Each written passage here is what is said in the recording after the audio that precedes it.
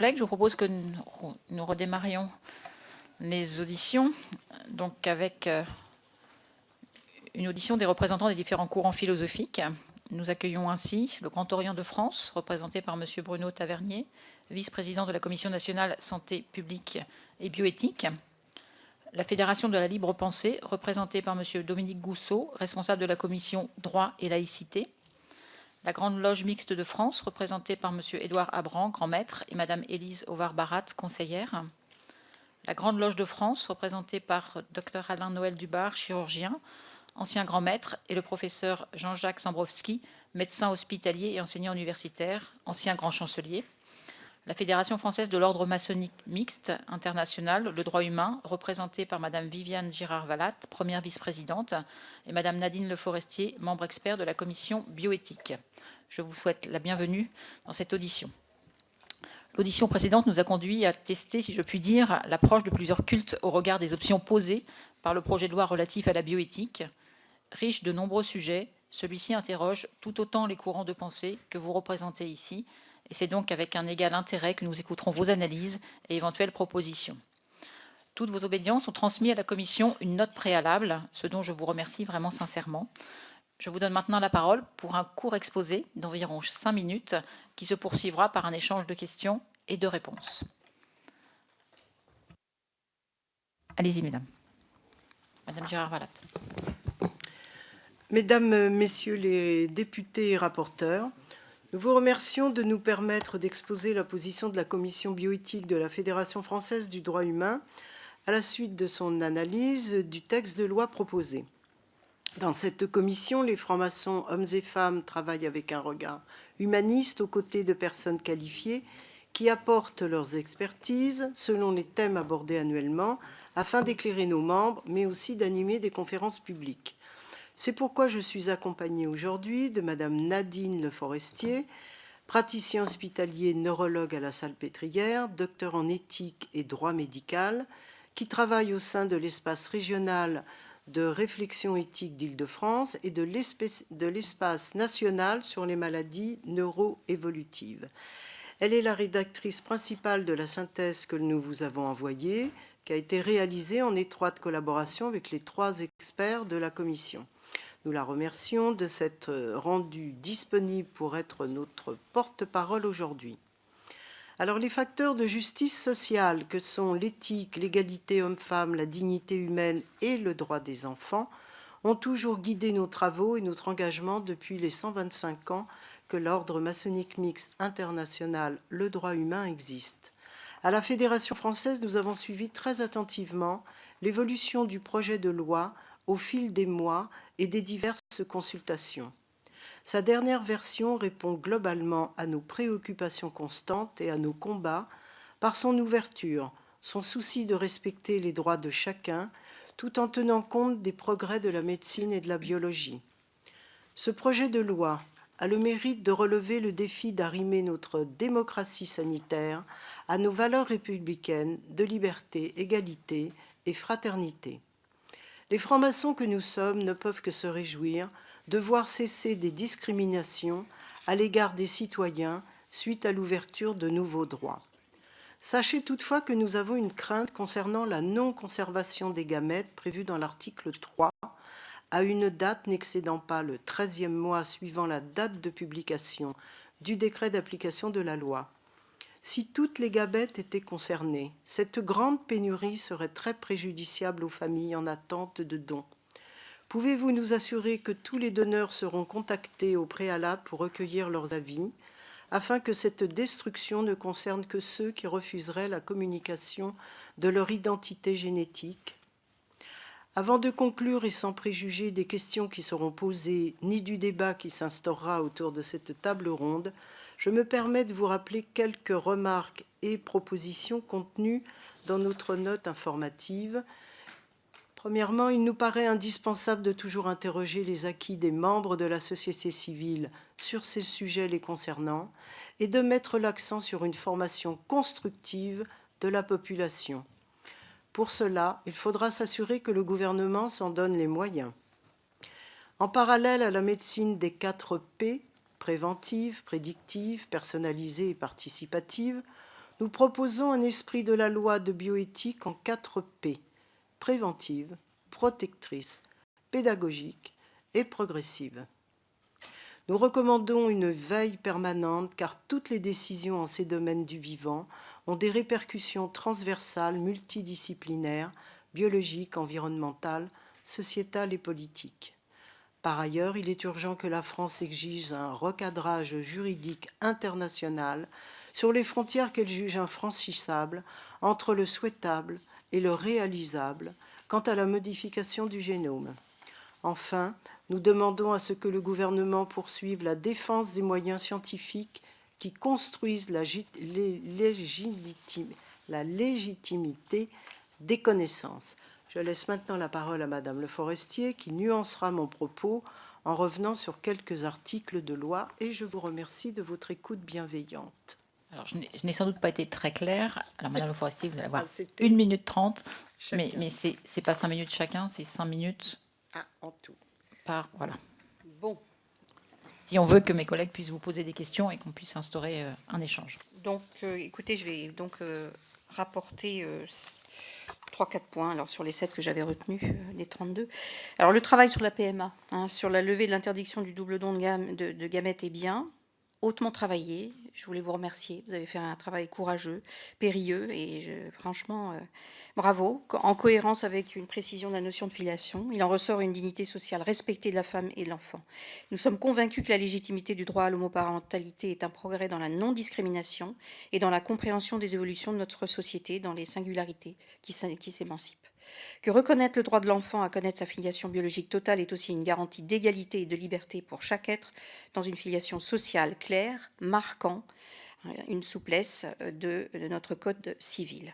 Que le choix défendu par le Conseil d'État qui subordonne l'accès à l'identité du donneur à un accord de celui-ci au moment où l'enfant en fait la demande protège le donneur à un moment de sa vie où son choix initial ne peut être en adéquation avec sa vie sociale et familiale et permet d'éviter, j'espère, au moins l'écueil de la diminution du don des gamètes. 3 remarques toutefois. Il faut aussi comprendre par vos choix que la décision gouvernementale, que la prise en charge de l'assistance médicale à la procréation reste de vigueur pour les couples hétérosexuels non stériles, malgré l'impact budgétaire que l'on attend. 2. Nous avons une proposition partagée sur la GPA, pour des raisons mentionnées par le CCNE, mais aussi face à l'imparfaite connaissance des conséquences physiologiques entre la mère porteuse et le fœtus et les risques importants de marchandisation. 3.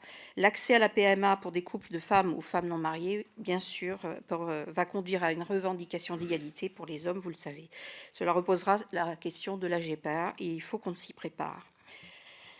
J'insisterai, puisqu'on n'a pas beaucoup de temps, par rapport au don de cellules hématopoïétiques. L'article 6 introduit la possibilité pour un enfant mineur d'être donneur de cellules souches, donc pour un de ses parents, c'est-à-dire pour une personne qui détient l'autorité parentale. Il met en place une triangulation pour rendre possible l'audition de l'enfant et le recueil de son consentement sans passer par ses parents. On peut craindre que ce soit un vœu pieux. En revanche, on ne peut pas interdire à un enfant de vouloir sauver la vie d'un de ses parents. Nous étions assez réticents à l'ouverture de ce droit. Il faudrait restreindre cette ouverture à des grands enfants, par exemple plus de 13 ans. Autre pensée de tout ce que nous avions, je vais choisir. La création des notions de consentement par délégation et programme de recherche est défendable, permettant une certaine souplesse. Remarque. Il nous apparaît essentiel que la législation précise les interdits de passerelle avec le monde privé. Nous savons tous que des données massives de soins de patients et de témoins pour la recherche sont d'un grand intérêt pour les industries, laboratoires pharmaceutiques, sites marchands, assurances, banques, et donc il faudra clairement encadrer la circulation de ces données. Je m'arrête là, mais j'ai beaucoup d'autres choses à dire. Oui. Merci. Vous avez possibilité de nous renvoyer des contributions écrites après, si vous le souhaitez. D'ailleurs, elles seront toujours appréciées, mais on les a déjà eues. Voilà. Mais si vous souhaitez compléter... Voilà. Monsieur Zambrowski, c'est vous qui parlez pour la Grande Loge de France. De participer à cette réflexion parce qu'il nous paraît qu'au-delà des spécificités techniques ou réglementaires, il y a des préoccupations d'ordre éthique, philosophique, spirituel qui sont le cœur même de notre réflexion. Le deuxième point sur lequel je voudrais insister en préambule, c'est qu'il n'y a pas un avis de la Grande Loge de France, faute d'avoir consulté les 34 000 frères et les 900 et quelques loges qui participent à nos travaux, mais que nous avons des comités et des commissions qui se sont penchés sur le sujet. Et c'est à partir de tout cela que nous allons essayer de contribuer à votre réflexion. 5 points rapides sur lesquels ensuite notre ancien grand maître Alain Noël Dubar, chirurgien, reviendra rapidement. Dans ces commentaires essentiellement d'ordre philosophique, premièrement, nous sommes attachés à la notion des droits de l'enfant pour ce qui concerne la PMA et rendre la représentation nationale attentive à ce que dans les textes, l'aspect technologique, technique, médical ne prenne pas le pas sur les droits de l'enfant qui peut être objet ni de désir ni de consommation. Deuxième point important que nous pouvons détailler, qui fait l'objet d'une note que nous vous transmettrons volontiers, le cadre relationnel parent-enfant ne peut manquer d'être réinterrogé à l'occasion de ces dispositions et éventuellement, par exemple, de l'appellation mère-mère qui a été proposée par la garde des Sceaux et qui interroge à la fois le scientifique et on va dire le philosophe. Troisièmement, le cadre des relations avec les principes de l'ordre de l'art médical ne nous paraît pas pouvoir être oublié. Et que pour autant qu'il faille suivre les évolutions de la technologie, de la science, voire de la société, les professionnels de santé, médecins, pharmaciens, infirmiers, et tous ceux qui participent à l'activité de santé, doivent se souvenir des actes fondamentaux qui ont marqué leur entrée dans ces professions. Quatrièmement, point, nous considérons qu'en toutes circonstances, il faut avoir prioritairement une approche qu'on peut qualifier de philosophique, même si ici le terme peut paraître étrange, sur ce qui touche à la justice, à l'équité, aux droits et aux devoirs. Et dans des institutions comme la nôtre, cette notion de devoir est première et fondamentale. Et pour avoir suivi parfois les travaux compliqués auxquels les parlementaires sont invités, il arrive que la technicité des textes soit telle qu'on oublie ces points de repère éthiques, déontologiques fondamentaux. Et puis, dernier point, il nous paraît important d'avoir, et ça a été dit, on rejoint totalement ce qui a été dit précédemment, une surveillance continue par la représentation nationale des décisions, et qu'au-delà de ce que la Commission consultative nationale d'éthique peut faire, il ne nous paraîtrait pas déraisonnable, au contraire, que cette respectable Assemblée suive tout particulièrement ces sujets dans l'intervalle qui sépare de révision, qu'elle soit à un intervalle de 7 ans, qui est un intervalle qui nous parle symboliquement, mais qui nous paraît raisonnable. Je pense que vous êtes l'expression même des évolutions et que vous êtes branchés, comme la Commission nationale d'éthique, mais avec un autre regard, une autre responsabilité. Et nous pensons utile de vous voir exercer un contrôle permanent. Et nous sommes tout prêts à y contribuer pour autant que notre avis peut avoir quelque utilité. Alain Noël. Madame la Présidente, Messieurs les représentantes et représentants de la représentation nationale, simplement pour dire que nous avons communiqué un texte de 5 ou 6 pages qui est une réponse technique à un projet de loi qui nous semble extrêmement une réponse technique à des sujets de société. Nous aurions probablement souhaité que préalablement à des réponses techniques d'ordre médical s'installe une réflexion philosophique, anthropologique sur la manière d'apporter les réponses. Et c'est la raison pour laquelle nous avons commencé par une note conclusive que nous vous transmettrons et qui nous semble bien plus importante que les réflexions techniques que nous pouvons apporter. Sur ces réflexions techniques, le projet de loi nous semble dans l'ensemble cohérent. Il n'apporte pas toutes les réponses que nous pouvons souhaiter.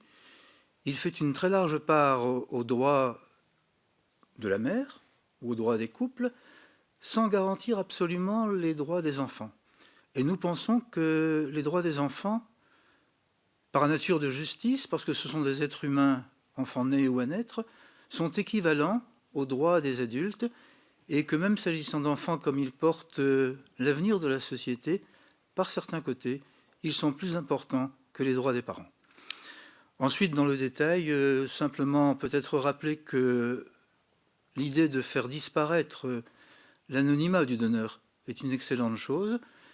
Cela supposera une distorsion qui va apparaître immédiatement entre l'approbation de cette loi, qui sera probablement adoptée, avec la disparition de l'anonymat, ou du moins la possibilité de trouver ses origines, que ce soit la question de la filiation, que ce soit dans les domaines religieux ou philosophiques, est extrêmement importante, par rapport aux dons qui ont été effectués avant cette loi et où le respect de l'anonymat va encore s'imposer. Il y a là un problème technique qui me semble devoir être résolu. En ce qui concerne l'ensemble des réflexions que nous avons apportées, je voudrais simplement rappeler qu'il est essentiel de faire en sorte qu'il n'y ait pas de marchandisation de la personne humaine, ni de marchandisation de l'embryon, ni de marchandisation de l'enfant. L'enfant est une personne humaine qui a les mêmes droits. On n'est pas un objet de désir, du moins pas complètement et uniquement un objet de désir, et ne peut jamais être un objet de pure consommation. Je pense que c'est quelque chose de fondamental. Nous souhaitons également rappeler notre opposition vive à tout ce qui peut être gestation pour autrui. Il y a forcément un domaine de marchandisation qui apparaîtrait, sauf pour le problème, mais qui est un problème de technique médicale, et non pas un problème de société, pour le cas de malformation utérine féminine ou de maladies particulières qui pourraient nécessiter qu'on se penche sur la question et apporter des réponses très sélectives. En fait, je voudrais également vous dire que dans la philosophie qui est la mienne, qui n'est pas forcément la philosophie de tous les membres de la Grande Loge de France, mais qui ressemble quand même, une loi ne peut pas déterminer la généralité de tous les cas. Il y a un cadre général et il y a la casuistique, le cas par cas, qu'il faut savoir se regarder dans l'intérêt de tout le monde. J'ai dit. Merci, monsieur. Pour la Grande Loge Mixte de France. Oui, Madame la Présidente, Mesdames, Messieurs les membres de la Commission, je m'exprime, je représente la Grande Loge Mixte de France.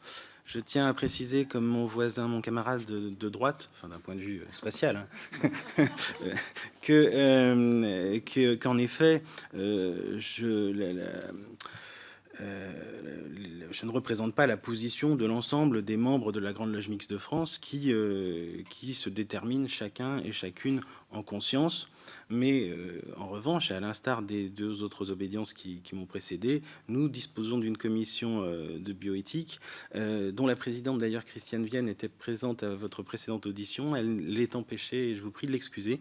Elle aurait aimé, je pense, être parmi vous ce soir. Alors, vous avez classé les obédiences maçonniques parmi les courants de pensée. Je conçois que la qualification soit délicate.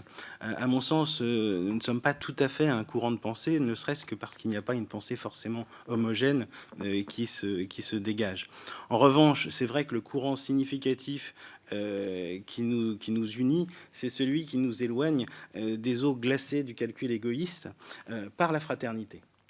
Par la fraternité, qui est ce lien particulier qui nous unit et qui reconnaît à autrui une humanité et une grandeur dont il n'a même pas connaissance. Et la fraternité, c'est également l'écoute et l'empathie qui nous permettent d'accéder aux représentations d'autrui, même lorsque ces représentations nous heurtent. Et ce choc, qu'on pourrait parfois qualifier d'ailleurs d'initiatique, ce choc, ce heurt, c'est aussi la condition de la mise à distance de sa pensée, de la révision de sa pensée.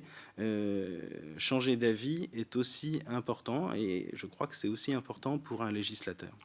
Alors dans le cadre du débat sur la bioéthique, qui porte en particulier sur le mode de connaissance, le mode d'acquisition des connaissances sur l'humain et sur la destination de ces connaissances dans nos sociétés, c'est un débat naturellement qui est délicat puisqu'il confronte et interpelle un ensemble de règles et de principes qui parfois aussi se heurtent, comme la dignité, la liberté, la solidarité, mais aussi, et ce qui est important, c'est la dynamique du projet éthique et la dynamique du projet bioéthique, qui doit se traduire peut-être, et notamment à mon sens, par une évolution régulière et par une certaine périodicité de révision des lois bioéthiques.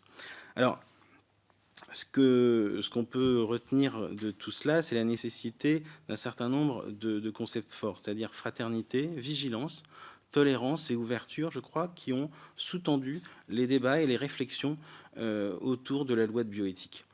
Le Comité consultatif national d'éthique, dans son avis 129, évoque même une attitude de confiance. Je n'ai pas noté la présence de ce mot dans le projet de loi, mais la confiance en l'avenir est effectivement essentielle. Pour autant, la confiance n'exclut pas le contrôle. Alors, le passage de l'intention éthique à la loi de bioéthique peut se traduire par une forme de tempérament que je qualifierais de recherche d'équilibre. Et cette recherche d'équilibre se traduit dans un projet que je qualifierais d'à la fois marqué par une ambition, mais aussi une forme de circonspection. Circonspection parce qu'il y a une prudence qui est légitime et il y a aussi une réflexion. Tout d'abord, un mot quand même sur le périmètre du projet de loi. Nous avions tous conscience que ce périmètre était défini de manière à ne pas inclure la réflexion sur les problèmes liés à la fin de vie. Pour autant, c'est une réflexion qui a été envisagée par les États généraux de la bioéthique et par ce fameux article, avis 129 du CCNE. Donc, ambition et circonspection. Ambition par l'ouverture de l'assistance médicale à la procréation, puisque c'est dans ce sens que l'acronyme a été retenu, ce que je peux concevoir, donc aux couples de femmes et aux femmes seules, ce qui est une décision plutôt de nature politique, qui n'est pas nécessairement induite par des changements de connaissances d'ordre scientifique, et soutenue par une volonté politique. Globalement, il est possible d'y être favorable. C'est quelque chose qui, à notre sens, constitue une avancée. Ça pose des problèmes du point de vue du droit de la filiation, avec une réponse dans le projet de loi qui a été soutenue par le Conseil d'État, qui peut être discutée. Je ne sais pas si nous aurons l'occasion d'y revenir, mais ce rattachement de force à la vraisemblance biologique dans le titre 7 bis, et qui serait réservé et limité aux couples de femmes, peut être discuté.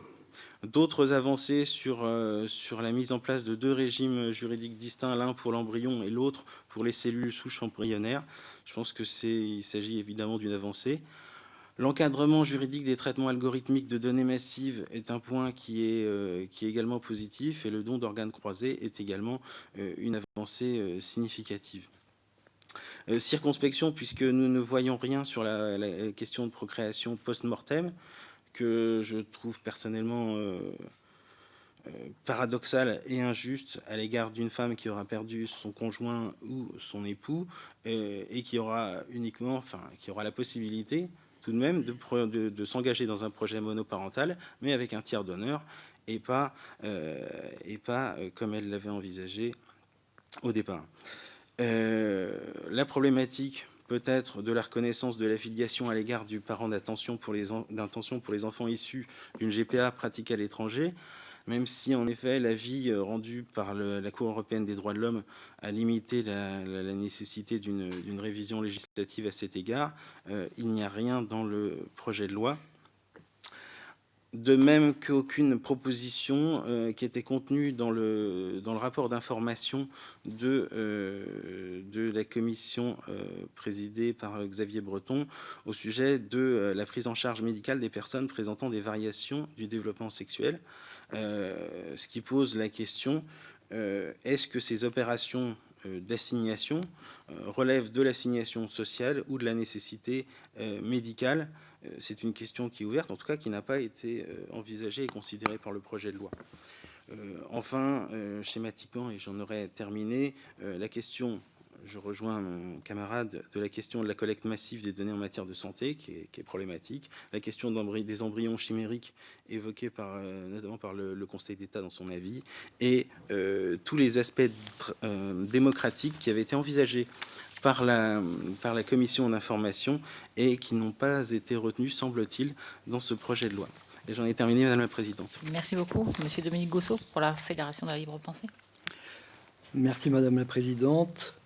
Mesdames, Messieurs les députés, la Fédération nationale de la Libre Pensée a pour objet de défendre la liberté de conscience, et dans ses statuts, elle se revendique de la raison et de la science. Dans ce projet de loi, il y a 2 sujets sur lesquels nous avons travaillé depuis plusieurs années qui ont retenu notre attention plus particulièrement. Il s'agit de la procréation médicalement assistée et puis de la recherche sur l'embryon. Alors avant d'aborder ces deux questions, comme un intervenant précédent l'a dit, nous regrettons qu'il n'y ait pas une réponse à la demande des Français concernant la fin de vie, étant observé que le Comité consultatif national d'éthique avait inclus ce sujet dans les questions qu'il abordait. Et en tout cas, nous l'avions abordé avec lui lorsque nous avions été entendus. Alors, la Fédération nationale de la libre pensée considère donc que les couples homosexuels, tant masculins que féminins, ainsi que les femmes seules, doivent pouvoir satisfaire leurs désirs d'enfant comme tous les individus.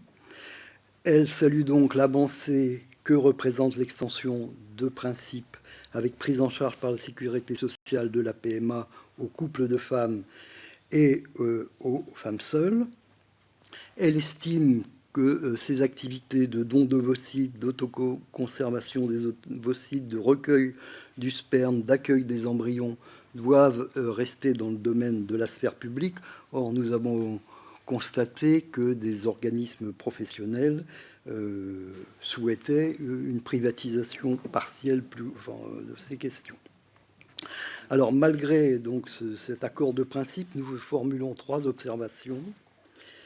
D'une part, reste posé le problème de l'accès aux techniques de procréation médicalement assistée avec recours d'un tiers pour les couples homosexuels masculins. Et je pense que dans l'avenir, on ne pourra pas échapper à cette question, puisqu'il y aura un problème d'égalité confond entre ces deux types de couples. J'observe que c'est autorisé dans 8 pays européens qui ne sont pas des pays barbares, la Belgique, les Pays-Bas, la Pologne, la Slovaquie, la Roumanie, l'Irlande, le Royaume-Uni. Nous considérons donc que sur ce sujet, il devrait y avoir un texte pour encadrer une gestation pour autrui, pour en garantir à la fois le caractère altruiste et fixer les conditions à remplir par les génitrices candidates. Deuxième observation, nous sommes tout à fait favorables à la filiation d'intention, qui d'ailleurs ressortait du rapport de M. Touraine, de la mission d'information.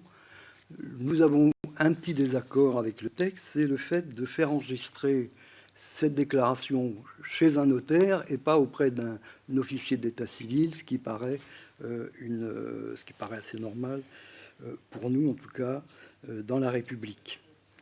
Par ailleurs, nous ne comprenons pas trop pourquoi il y a d'un côté un consentement et une déclaration anticipée d'intention. Est-ce que ce n'est pas redondant? Nous pensons que c'est un peu redondant. Troisième observation concernant l'accès à l'identité, non pas aux données identifiantes, mais à l'identité du donneur. Nous constatons qu'en droit français, pour l'instant, aucune information permettant d'identifier à la fois celui qui a fait don d'un élément ou d'un produit de son corps et celui qui l'a reçu ne peut être divulguée. Là, ce principe général connaîtrait donc une entorse qui nous semble, sur le plan juridique, discutable. Par ailleurs, il y a un aspect pratique. C'est que, si on en croit Madame le professeur Rive, le nombre de donneurs va baisser, alors que les demandes de paillettes le nombre va augmenter. Et ça va être d'autant plus difficile à gérer que la loi prévoit de supprimer tous les dons qui ont été faits antérieurement et de donner un délai seulement de 13 mois pour reconstituer le stock, ce qui paraît assez court. Deuxième sujet, donc la recherche sur l'embryon, qui a 2 aspects, l'embryon lui-même et les cellules souches embryonnaires humaines. Alors pour ce qui est de je pense que c'est un sujet très important, à la fois pour des raisons intellectuelles, parce que ça peut faire avancer la connaissance de manière tout à fait importante, Et il faut que la France reste dans la course par rapport à des pays qui sont moins frileux, les États-Unis, le Royaume-Uni, l'Australie ou Israël. Pour ce qui est alors le cadre juridique concernant la recherche sur l'embryon n'évolue pas par rapport à celui qui a été institué en 2013 et que nous considérons trop contraignant. Et nous avons un sujet d'inquiétude, c'est le fait qu'on ne fait plus référence à des conditions éthiques de la recherche, mais au fait que le projet devra respecter les articles 16 à 16.8 du Code civil. Or, l'article 16 parle de la primauté de la personne. N'est-ce pas une brèche ouverte qui donnerait le moyen à certaines, disons, forces dans la société pour revendiquer un statut de l'embryon? Et je sais par avance que notamment une certaine fondation se prévaudra de ces dispositions pour embêter l'Agence de la biomédecine, ce qu'elle a déjà fait dans le passé, mais là, elle aura un point d'appui beaucoup plus important. En ce qui concerne les cellules souches embryonnaires, donc là, on est dans un système de déclaration, et nous, c'est ce qu'on préconise pour l'embryon comme pour les cellules. À ceci près que, bon, c'est un peu un faux semblant, puisque ces cellules devront provenir d'un embryon qui aura été, pour lequel une recherche aura été autorisée dans les conditions prévues actuellement par la loi. Dernier point, et je m'arrêterai là, nous nous interrogeons sur les raisons pour lesquelles on n'a pas traité deux questions. La création d'embryons à des fins de recherche, c'est ce qui se pratique par exemple au Royaume-Uni, et la création de chimères. Alors je sais qu'entre le porc et l'homme, par exemple, on peut créer des chimères pour notamment créer des organes en vue d'une greffe ultérieurement. Il y a des recherches qui ont été faites dans ce sens. C'est autorisé au Royaume-Uni, ça a été fait en Californie. Donc, comme on a des problèmes de donneurs en matière de don d'organes, il faudrait peut-être regarder de ce côté-là. Je vous remercie. Merci, monsieur. Monsieur Bruno Tavernier pour le Grand Orient de France. Madame la Présidente, Mesdames et Messieurs, d'abord, vous remercier pour votre accueil. Et puis, je vais essayer de m'adapter un petit peu aux différents propos qui ont été tenus, dans la mesure où nous partageons un certain nombre de choses qui ont déjà été dites, donc je vais éviter de faire un certain nombre de redites. D'abord, pour vous dire que je représente le Grand Orient de France, j'excuse au passage le président de la Commission nationale de santé publique et de bioéthique qui ne pouvait pas être là ce soir, puisque nous avons actuellement notre Assemblée générale, et que comme d'autres frères et sœurs, bien évidemment, je ne suis pas dépositaire de l'avis des quelques cinquantaine, voire plus milliers de membres du Grand Orient de France. Ce que je voudrais dire, c'est que d'abord réaffirmer que le Grand Orient de France, bien évidemment, se refuse à toute affirmation dogmatique. Je crois que c'est quelque chose qu'il est très important de souligner. Un deuxième point qui est important, parce que ça peut avoir des conséquences, c'est que le Grand Orient de France est farouchement attaché à la laïcité. Et je pense que quand on examine ces textes de loi, quand on voit toute la portée de ces différentes positions, je crois que c'est important de rappeler ce principe. Et bien entendu, nous travaillons à l'amélioration matérielle et morale et au perfectionnement intellectuel et social de l'humanité. On a l'habitude d'analyser tous ces textes avec nos valeurs, liberté, égalité, fraternité, qui se confondent avec les valeurs de la République. Mais il nous semble, nous, qu'il y a quelque chose d'extrêmement important sur lequel nous devons travailler au fond, c'est sur la responsabilité.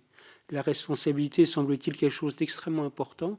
On pourrait, si on voulait définir la bioéthique, si on voulait tenter de définir la bioéthique, c'est malgré tout solidarité et responsabilité.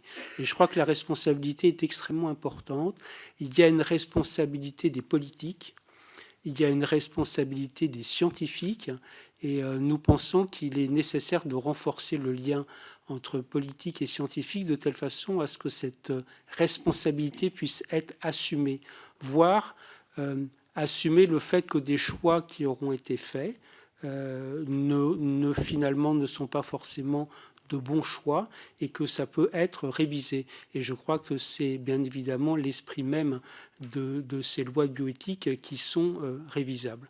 Donc c'était un point aussi important que je voulais souligner. Maintenant, souligner également l'énorme travail qui a été fait, bien entendu, par le CCNE, avec cette importance fondamentale de la participation des citoyens, car nous pensons également que ces questions de bioéthique sont l'affaire de citoyens. Et lorsque j'étais à la présidence de la Commission nationale de santé publique et de bioéthique, je me désespérais quelquefois d'avoir beaucoup de demandes de médecins de venir participer à cette commission. Bien sûr, il en faut, mais c'était extrêmement important d'avoir les différences et d'avoir des éclairages différents. C'est ce que je voulais souligner également. Alors maintenant, pour aborder des thèmes qui sont beaucoup plus précis, mais je ne vais pas m'étendre parce que ça a déjà été dit. La levée de l'anonymat, bien sûr, nous pensons que c'est quelque chose d'extrêmement important. Soulignons malgré tout que ça ne résout probablement pas la question que l'on peut se poser sur l'origine. L'origine, il y a bien entendu la filiation, il y a la biologie, mais il y a aussi bien d'autres choses. Donc ça, c'est une question que nous soulevons. Et la deuxième question, c'est dans notre cadre actuel, d'Internet, de numérisation, d'intelligence artificielle. Lever l'anonymat, oui. Envers qui? Et une fois que l'anonymat est levé, peut-être qu'on pourrait avoir des craintes d'utilisation de cet anonymat à d'autres fins que l'objectif qui avait été défini justement pour la recherche de l'origine. Concernant l'aide médicale à la procréation, nous sommes je pense, sur les mêmes longueurs d'onde, favorables aux femmes seules et favorables aux couples de femmes. Ça pose, comme l'a souligné mon frère, peut-être la question d'égalité entre les hommes et les femmes. Et c'est un peu compliqué parce que ça pose la problématique de la gestation pour autrui. Donc ça, c'est quelque chose qu'il faudra effectivement, sur lesquels il faudra se pencher. Et maintenant, je voudrais terminer en disant qu'il nous semble fondamental de se dépêcher de travailler sur tout ce qui est intelligence artificielle et numérisation. Alors c'est vrai que l'aide médicale à la procréation et la fin de vie sont des débats absolument passionnants.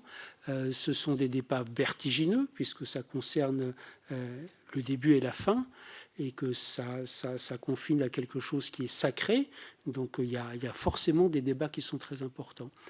Mais on assiste tous les jours à une importance phénoménale de toutes ces données numériques, de toute cette intelligence artificielle, à tel point, et on le voit, et je l'ai vu passer en examinant les textes, qu'il va falloir se garder de penser que c'est l'algorithme qui s'est trompé.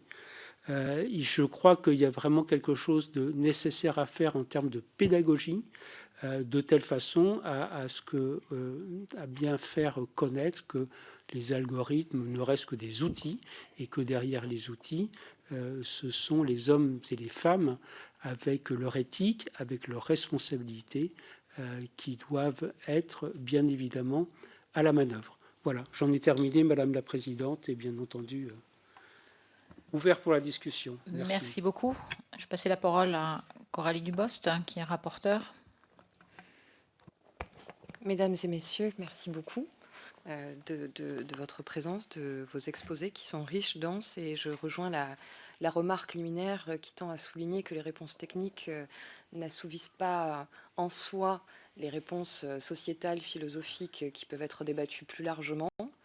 J'ajouterai que dans l'équipe des co-rapporteurs, j'ai la responsabilité des articles 3 et 4 du projet de loi, donc la levée des origines et la filiation. Il se trouve que la filiation, sur son plan juridique, était la seule des questions qui ne faisait pas partie des états généraux de la bioéthique, puisqu'était d'abord discutée l'accessibilité, avant de discuter de ces modalités.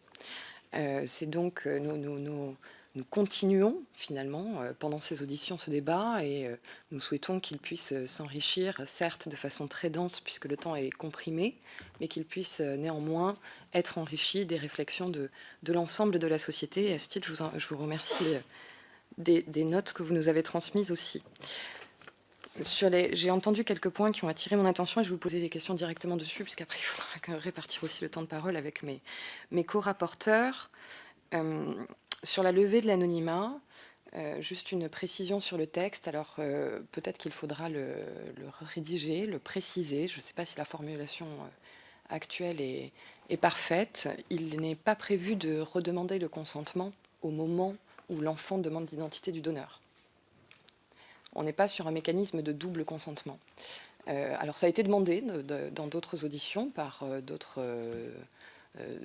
associations et représentants de la société civile qui ont demandé à ce qu'on puisse bénéficier de cet aller-retour avec le donneur à partir de la promulgation de la loi, pas pour les précédents, de consentir à révéler leur identité, puis de le reconfirmer, de pouvoir se rétracter. D'autres, au contraire, nous demandent de bloquer ce consentement au moment du don et de ne jamais revenir dessus. Donc je veux bien entendre votre point de vue sur la question. Par ailleurs, sur la levée des origines, il nous a été aussi demandé de révéler les données non identifiantes plus tôt, soit pour des raisons médicales ou autres, mais de le révéler plus tôt. Certaines associations réclament que la totalité des enfants issus d'une AMP avec tiers donneur soient informés des modalités de leur procréation le plus tôt possible. Est-ce que là, l'État doit être intrusif dans la relation parent-enfant ou est-ce qu'il faut laisser la liberté aux parents, selon vous, selon votre opinion? Et puis pour venir rapidement sur la filiation, il y a les deux options qui ont été soumises effectivement au Conseil d'État, que la déclaration anticipée de volonté que j'abrévie par DAV, donc la DAV réservée aux familles homoparentales ou la DAV pour tous, donc pour tous ceux qui consentiraient à cette AMP. Et puis il y a une troisième option qui n'a pas été proposée par le projet de loi, mais qui retient aussi notre attention dans le cadre des travaux de la commission spéciale, qui est celle de la simple extension du droit commun existant aujourd'hui pour les couples hétérosexuels non mariés qui font une procédure d'AMP et pour qui il y a aussi aujourd'hui un consentement au don chez le notaire préalable à la mise en place du process d'AMP. Et ensuite, pendant la grossesse ou après la naissance, ante ou postnatale, une déclaration qui vaut reconnaissance à l'état civil, sans présomption automatique puisqu'il n'y a pas de mariage, mais avec une présomption. Et donc la question est posée de garder le même système et de simplement l'étendre aux familles homoparentales. Et là, on retourne sur une réponse technique, mais qui soulève des questions philosophiques, puisque ça vient percuter la grande question, éternelle question de est-ce que, au fondement de cette reconnaissance anténatale par présomption, se trouve une vérité, une vraisemblance biologique, ou une question d'engendrement, ou une question de puissance de la volonté. Et je veux bien vous entendre sur ces points-là, et je vous en remercie. Merci. Alors, peut-être pour faciliter nos échanges, merci de préciser, chers collègues, à qui vous posez la question. Parce que sinon ça peut être très compliqué. Donc là, chacun peut répondre. Parce que il n'y a pas eu... Je vais me lancer dans une réponse, mais avec un petit propos liminaire. Vous avez choisi d'utiliser le terme AMP, c'est-à-dire assistance médicale à la procréation. On peut s'interroger sur qu'est-ce qui est le plus important. C'est-à-dire le terme premier, est-ce que c'est une assistance ou est-ce que c'est la procréation? Dans l'acronyme PMA, c'est la procréation qui est première. Et il se trouve qu'elle est médicalement assistée parce que, physiologiquement, elle ne fonctionne pas bien. Mais c'est bien la procréation qui est première. Et l'intention de ce couple, on pourrait discuter homosexuel, hétérosexuel ou post-mortem ou tout ce qu'on voudra, c'est l'intention d'un parent de donner la vie. Dans l'assistance, c'est le côté assistance qui est premier. Et là, il y a une question philosophique qui pourrait être soulevée, semble-t-il, utilement. On s'en remet, comme on dit, à la sagesse du Parlement, mais c'est loin d'être anodin. Et ce choix, quelque chose qui pourrait être lui-même source de questions. Bêtement, le médecin que je suis, le père que je suis, pense que la procréation est évidemment première. Et que l'assistance, ça n'est que le moyen technique aujourd'hui qui nous permet de faire ce que la nature ne permet pas de faire. La question de l'origine qui a été soulevée plusieurs de nos interventions, elle est également essentielle. Parce qu'il nous paraît évident que chacun d'entre nous a, même s'il ne l'exprime que tardivement, la question de savoir d'où il vient. Et qu'aujourd'hui, dans une société qui plus est éventuellement fracturée, se questionne, la question de savoir de qui on vient, d'où l'on vient, est première, indépendamment de ce qui peut être qui m'a élevé. Et donc, effectivement, il est tout à fait important que le texte donne accès, sauf si le donneur, comme celui qui donne son sang, par exemple, ou des cellules, ou d'autres éléments, ne donne pas, on n'a pas le nom de d'où vient le flacon de plasma qu'on reçoit, ou le flacon de globule, enfin le concentré globulaire. Mais là, il s'agit de quelque chose de plus important, de plus essentiel, qui est la vie elle-même, les gamètes, le patrimoine génétique dont on est porteur.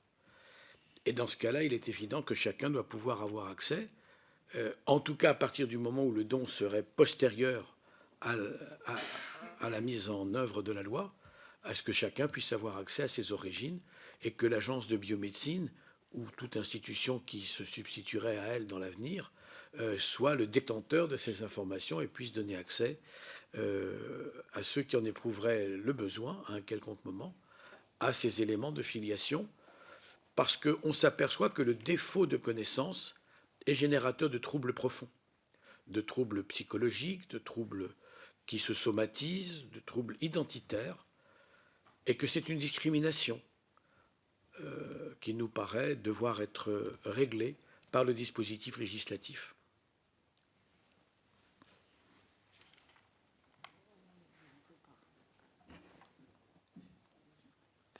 Oui, allez-y. Juste rajouter quelque chose, parce que nous sommes différents, mais l'assistance, bien évidemment, on a vu changer l'ordre, tout comme l'euthanasie a disparu pour parler plus de la fin de vie. L'assistance, pour nous, est quelque chose, malgré tout, d'assez important, puisque c'est en termes d'égalité, en termes de social. Je pense qu'il y a quelque chose d'important et que ne dit pas forcément complètement la loi. Et c'est pour ça que le terme assistance a aussi une importance, c'est-à-dire de permettre à tout et chacun, suivant ses conditions, de pouvoir bénéficier. Et donc cette assistance n'est pas pour nous forcément que technique, c'est aussi une assistance qui parle de solidarité. Et c'est quelque chose aussi qui est extrêmement important. La procréation, évidemment, on emporte avec la procréation d'abord des choses différentes si on regarde les genres, le genre masculin ou le genre féminin. Et puis, bien entendu, ça importe aussi quelques notions sacrées qui forcément compliquent un tout petit peu les choses. Mais d'un point de vue social, je pense que l'assistance a aussi une importance. Allez-y, madame.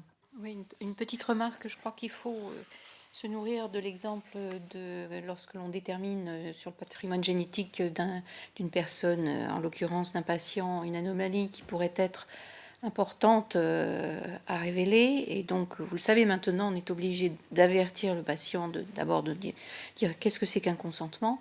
Mais on le sait, le deuxième volet de nos obligations, c'est de leur dire qu'il faut qu'ils annoncent qu'il y a effectivement une recherche génétique pour sa personne et que un jour ou l'autre, il sera amené à devoir donner ou proposer le résultat de cette détermination génétique, que ce soit une maladie qui peut être soignée ou prévenue, ou encore faire l'office de recherche, puisque ça avance très vite en ce moment.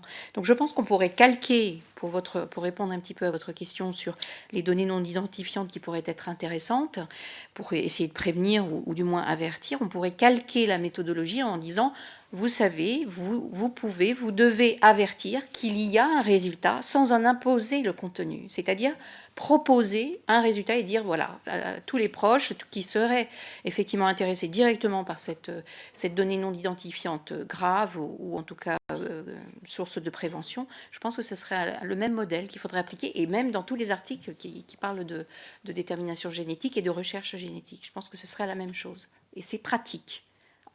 Sur le terrain, c'est vraiment pratique. Madame Romero-Diaz.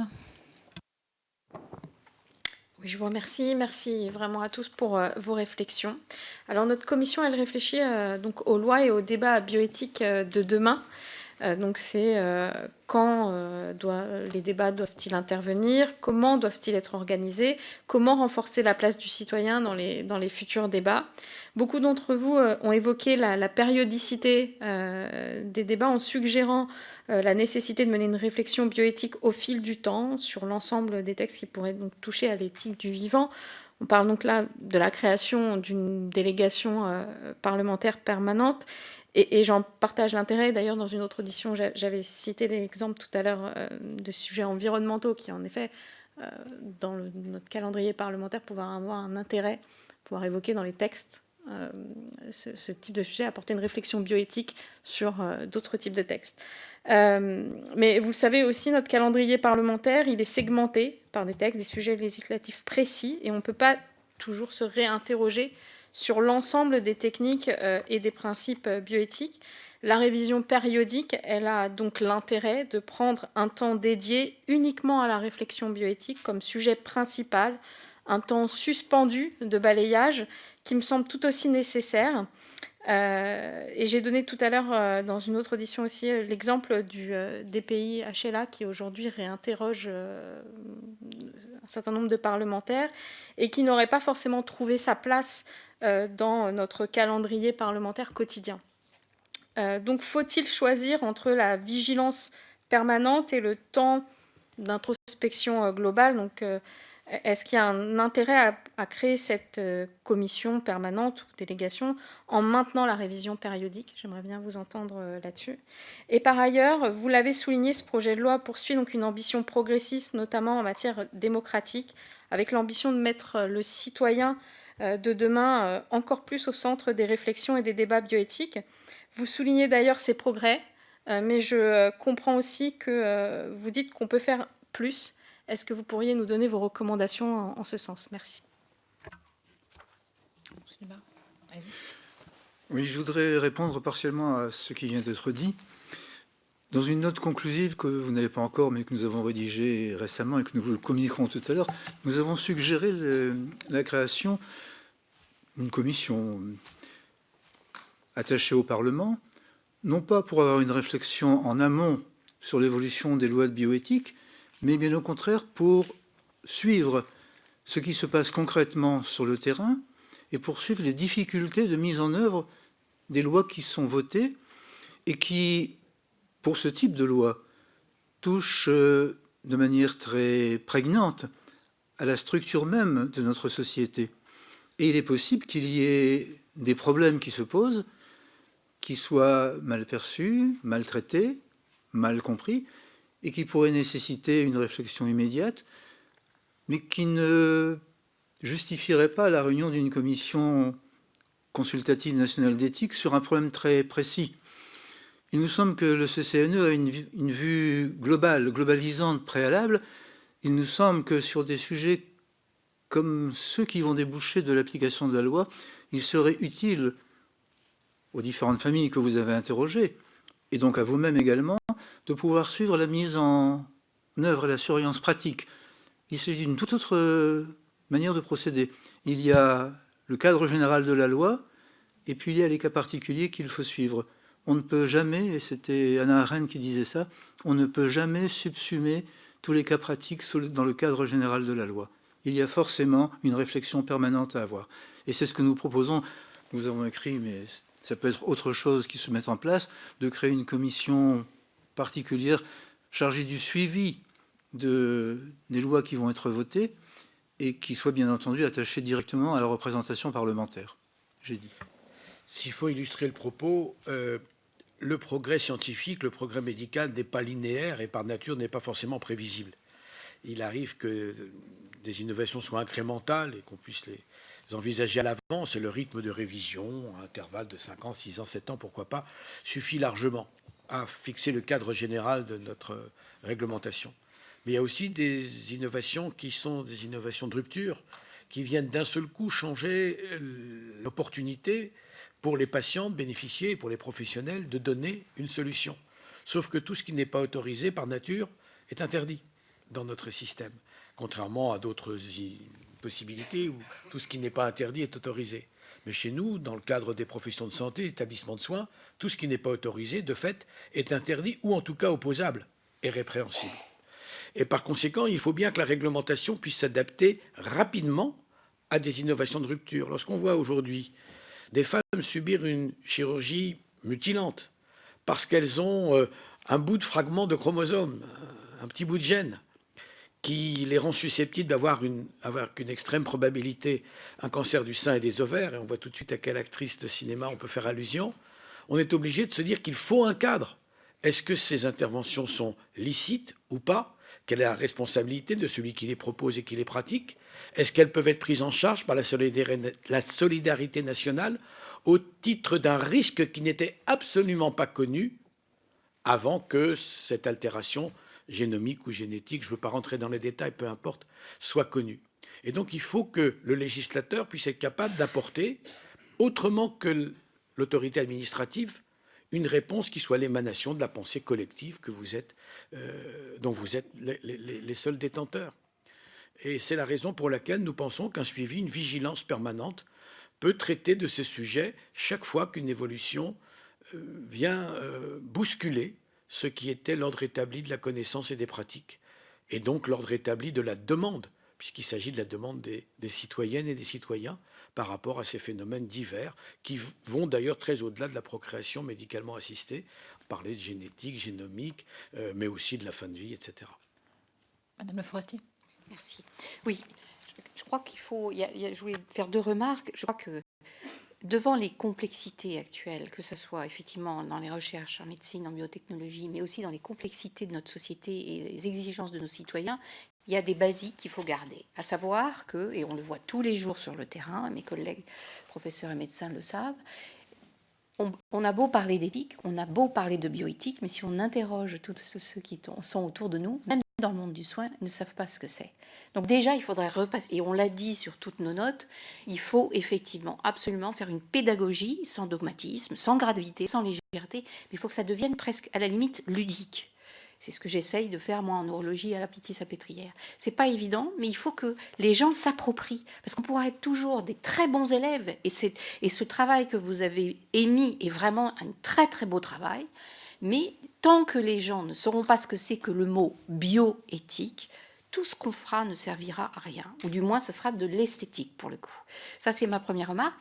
La deuxième remarque, je crois qu'il faut aussi également peut-être considérer que, vu que ça devient très compliqué, et on a parlé tout à l'heure d'intelligence artificielle, et peut-être que j'en reparlerai tout à l'heure également, il faut peut-être aussi qu'on accepte, nous, que finalement, il va y avoir des choses, et il y en a déjà qui nous échappent. Et quoi qu'on construise un cadre le plus beau possible, le plus cohérent possible par rapport à tout ce qui se fait dans le monde, il y aura de toute façon des choses qui nous échappent, et donc il faut peut-être accepter aujourd'hui que nous incarnons peut-être des gens qui vont justement aller vers les gens pour leur expliquer ce qu'on sait, ce qu'on a compris, et pourquoi on fait ces choix-là, parce qu'on les protège. Parce qu'une loi, c'est ça aussi, c'est protéger. Si on accepte ça, on fera, certes, on ne touchera peut-être pas l'égalité totale, mais on touchera au moins une équité pour tout le monde. Merci. Oui. Monsieur Taverny. Oui, effectivement, le progrès médical, loin d'être linéaire, il serait plutôt exponentiel, avec une accélération absolument foudroyante. Je partage tout à fait les propos qui ont été donnés. Ce qui est d'important, c'est qu'il peut y avoir quelquefois des projets qui introduisent véritablement des problématiques extrêmement importantes et extrêmement qui peuvent être clivantes. Je crois qu'il faut être attentif à notre société et à l'évolution de la société. On le voit bien pour la procréation, pour l'aide médicale à la procréation. Il y a le mariage pour tous. Donc au bout d'un certain temps, effectivement, il y a des choses qui changent. La notion de famille est en pleine mutation. Donc effectivement, il y a des connexions qui sont extrêmement importantes et qu'il faudrait effectivement il faudrait qu'il y ait une veille de telle façon à ce qu'on puisse s'emparer rapidement de ces sujets-là.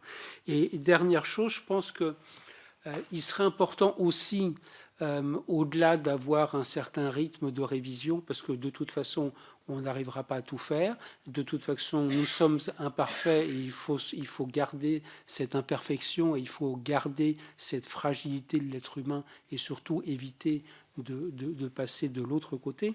Mais on a maintenant de formidables outils qui permettent d'évaluer, qui permettent de mettre en place des protocoles avec des niveaux de preuve qui peuvent être extrêmement élevés. On parle d'intelligence artificielle, on parle de données, avec effectivement la problématique de la protection de ces données, de la conservation de ces données. Mais ces données, il faudrait pouvoir s'en servir de telle façon à ce qu'il y ait vraiment des évaluations avec une grande robustesse qui permettent de nous aider et qui permettent probablement d'adapter ce rythme. C'est bon. Oui, merci. Oui, j'ai entendu dire que le progrès n'était pas linéaire, mais la pensée non plus n'est pas linéaire. Et la révision périodique présente beaucoup d'intérêt, je crois aussi dans la représentation qu'on se fait du droit, qui a une fonction anthropologique, et que le regard sur le droit, le regard sur la société évolue aussi peut-être indépendamment parfois des progrès scientifiques. On l'a vu avec l'AMP. Sur la filiation, c'est pareil, c'est un concept qui n'a pas toujours été linéaire et qui n'a pas toujours été relié à la réalité biologique. Donc, reconsidérer la filiation, reconsidérer le rapport à l'idée qu'on se fait de la nature et du biologique et de l'importance qu'on veut lui donner, de l'imitation, de la transposition qu'on souhaite faire, tout cela, ce sont des débats philosophiques parfois élevés, des débats juridiques, des débats symboliques aussi, qui me semblent indispensables à des périodes régulières. Et puis c'est aussi un moyen pour le législateur de reprendre un petit peu du pouvoir qu'il a perdu avec le temps. Parce que on sait que à une époque, c'était la loi qui régissait les comportements, qui fixait des bornes et des limites. Aujourd'hui, les sources de droit sont beaucoup plus étendues que la seule loi, et la loi a même tendance à s'effacer. Eh bien, c'est le retour du droit, le retour de la loi, le retour de la démocratie. Monsieur Eliaou. Oui, merci Madame la Présidente. Bon, plusieurs questions, bien entendu. Alors, ça va être difficile de cibler les auditionnés, si je peux dire. Hein. Donc, ça va être une question un peu, enfin, deux questions un peu génériques. En propos liminaire, sur le contrôle et l'évaluation, je pense que nous sommes, en tant que députés, des veilleurs. Et l'article 24 de la Constitution nous donne cette capacité de veiller, puisque cet article 24 nous donne cette possibilité de contrôle et d'évaluation, de contrôle de l'application de la loi et d'évaluation des politiques publiques. Donc, nous sommes dans ce cadre-là. Alors, est-ce qu'il faut créer ou non une commission? Ça, c'est un autre sujet. Mais n'importe quel député peut, de son propre chef, de sa propre initiative, à la vue de ce qu'il voit et de ce qu'il ressent auprès de ses concitoyens, notamment dans sa circonscription, peut effectivement prendre ce rôle de contrôleur et d'évaluateur. Ça, c'était le propos liminaire. Je voudrais vous entendre sur un point précis et puis de façon plus générale. Je vais donc je suis médecin, mais surtout législateur, donc je vais quitter ma casquette. Enfin, j'ai quitté ma casquette de médecin depuis longtemps. Je voudrais vous entendre sur les tests génétiques à visée populationnelle, enfin à visée pour la population. Il y a effectivement les techniques qui permettent à tout un chacun, pas en France parce que c'est interdit, mais à tout un chacun de pouvoir se gratter l'intérieur de la joue et puis envoyer ça aux États-Unis ou en Israël ou ailleurs d'ailleurs, pour avoir l'information, si on peut dire, ou la désinformation sur son génome. Et donc, ça, c'est l'entrée de la question. Et la question plus générale, c'est, je voudrais vous entendre sur la différence entre avancée technique, avancée scientifique et progrès pour la société. Et c'est au cœur de notre réflexion, parce que s'il n'y avait pas cette réflexion, il n'y aurait pas de loi de bioéthique, forcément, par définition. Donc, à partir de cet exemple, où finalement, si on prend une image qui est l'automobile, l'automobile existe et tout le monde veut avoir une automobile. Les tests génétiques existent et tout le monde veut avoir des tests génétiques. Mais est-ce que la franc-maçonnerie réfléchit sur les conséquences sociétales de ces possibilités qui sont offertes à toutes et à tous, mais qui évidemment engendrent un certain nombre de sujets, pas de questions, mais de sujets sur lesquels nous, en tant que législateurs, nous travaillons et nous discutons. Et pour être tout à fait clair, dans le projet de loi, pour l'instant, il n'est pas prévu d'autoriser la pratique de ces tests génétiques. Merci.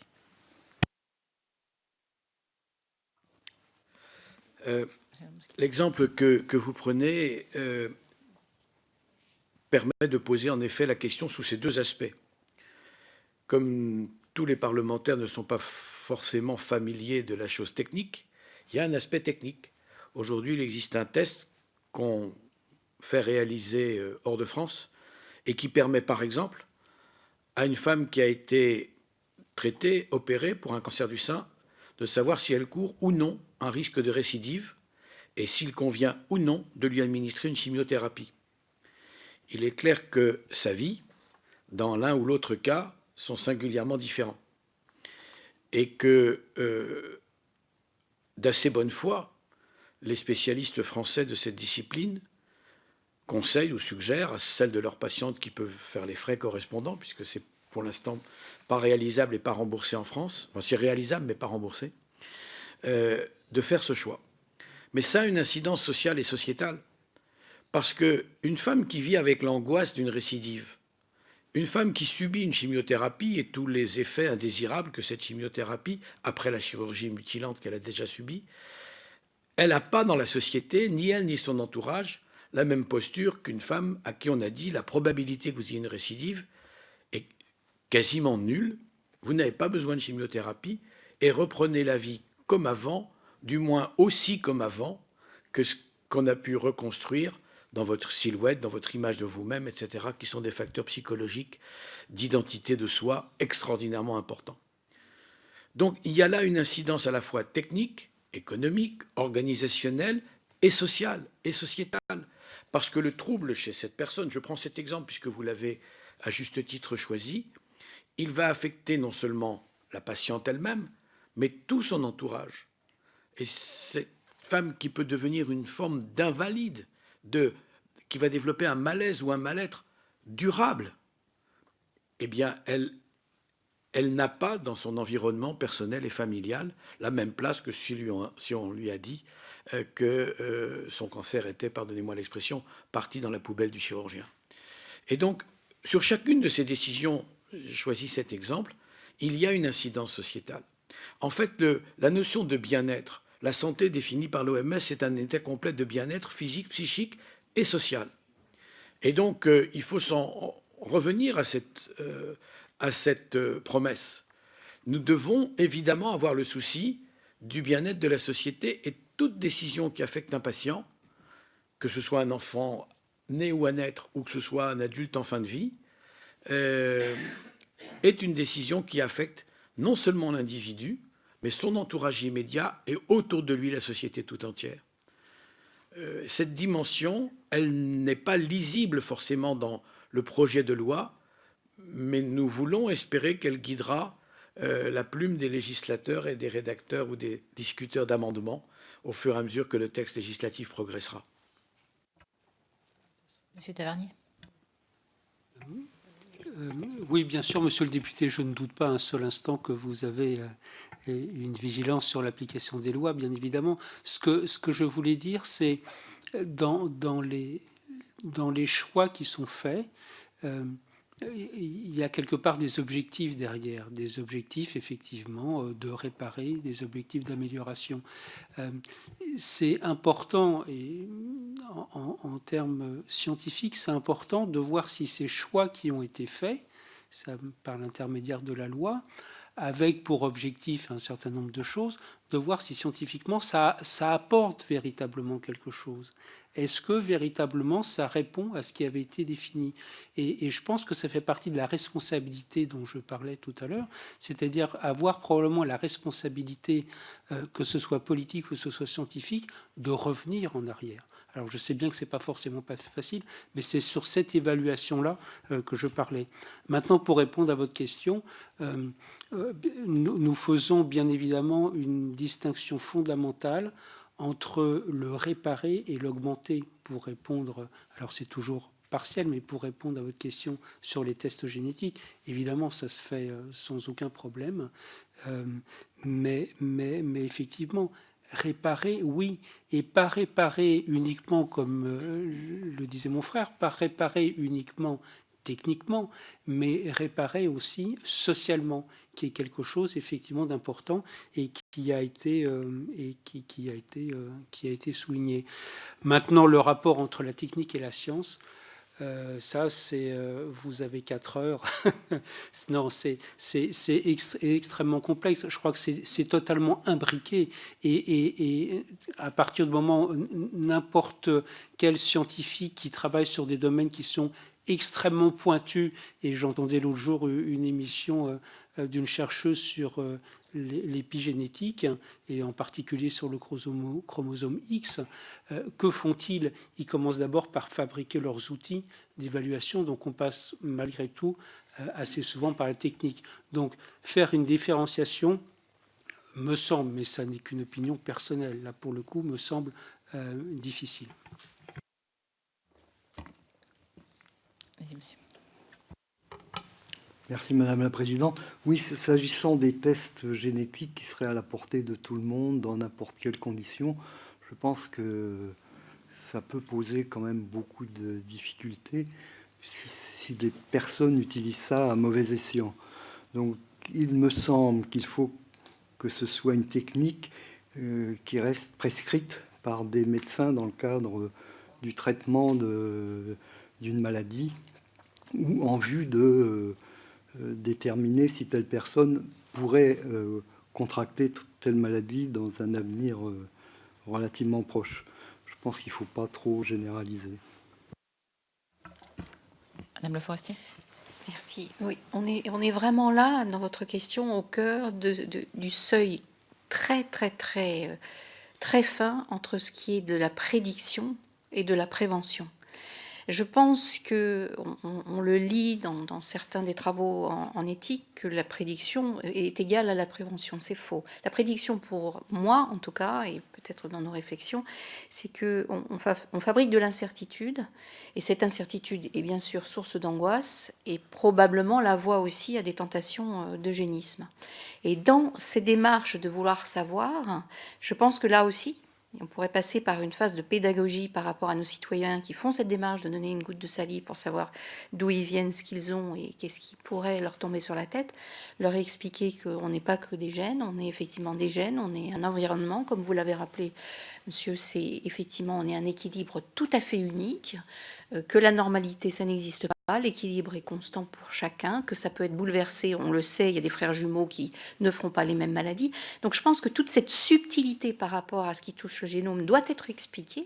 Et puis un jour ou l'autre, peut-être que ces personnes qui ont voulu savoir et qui ne se sont pas interrogées avant de passer à l'action vont probablement être l'auteur sur des réseaux sociaux de critiques parce qu'ils seront victimes de leur curiosité. Ça se voit déjà, il y a des gens qui sont extrêmement vraiment déçus d'avoir reçu des informations qu'ils n'arrivent pas à gérer. Parce que là, je pense qu'il va y avoir également un travail de réflexion éthique et ce sera très intéressant. Mais c'est ce que je disais tout à l'heure, il y a probablement des domaines où malheureusement les choses nous échappent. Monsieur Abran. Oui, un mot pour ajouter qu'on ne peut pas, dans certains domaines, se borner à l'interdiction pure, fût-ce par des sanctions pénales, qui d'ailleurs ne sont même pas forcément appliquées, et que, en effet, la pédagogie est essentielle, parce que nos frontières n'arrête pas les comportements individuels. Et donc, je rejoins la question et la nécessité d'une réflexion internationale, et en tout cas au moins européenne dans un premier temps. Mais je crois qu'il faut renforcer la pédagogie de chacun et du citoyen. Et à cet égard, si on regarde la participation aux États généraux de la bioéthique, il y a matière à trouver des encouragements, mais aussi matière à trouver des inquiétudes, parce que même si c'est un sujet qui nous touche toutes et tous, cette participation pourrait être quand même améliorée à l'avenir. Merci. Allez-y.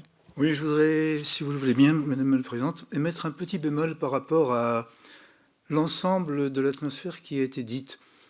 Que la connaissance du génome complet par tout le monde, en tout lieu et en tout temps, ne soit pas une bonne chose, je le partage. Je le partage aujourd'hui. Peut-être que demain, les solutions techniques seront différentes.